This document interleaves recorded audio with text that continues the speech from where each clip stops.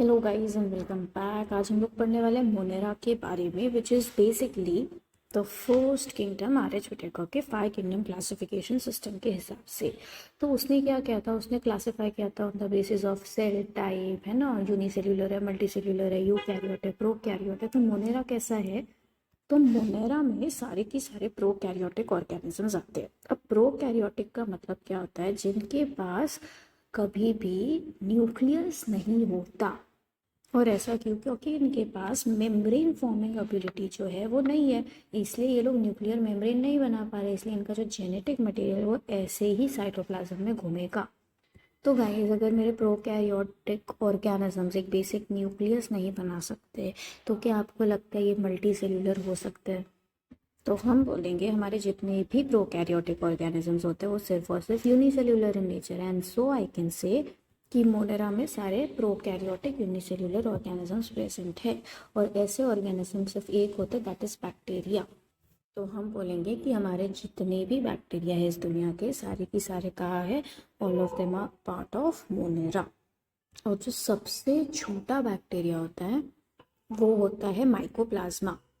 और माइकोप्लाज्मा को छोड़ के जितने भी बैक्टीरिया होते हैं सारे की सारे सेल वॉल बताएंगे। सो क्या मैं ये बोल सकती हूँ कि मोनेरा के सारे ऑर्गेनिज्म सेल वॉल बताएंगे? नहीं, हम ये नहीं बोल सकते। हम ये बोलेंगे कि मोस्ट ऑफ द ऑर्गेनिजम्स जो है वो सेल वॉल बताएंगे, क्योंकि माइकोप्लाज्मा सबसे छोटा भी और इकलौता है जो सेल वॉल नहीं बताने वाला है।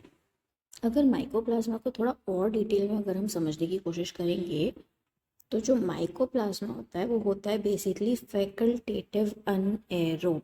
अब इसको समझने की कोशिश करो, इसका मतलब क्या है। माइकोप्लाज्मा को ऑक्सीजन पसंद है, वो प्रेफर करता है। फॉर एग्जांपल, तुमको पाव भाजी पसंद है तो तुम पाव भाजी प्रेफर करोगे, पर अगर पाव भाजी नहीं मिलेंगी तो मर नहीं जाओगे ना, कुछ और खा लोगे, पानी पूरी खा लोगे। सिमिलरली माइकोप्लाज्मा ऑक्सीजन को प्रेफर करता है फॉर सर्वाइवल।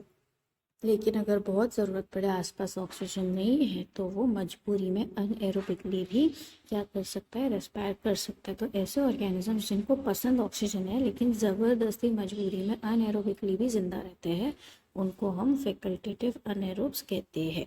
क्या ये बात समझ आ गई? So this was a short introduction to what exactly Monera is all about.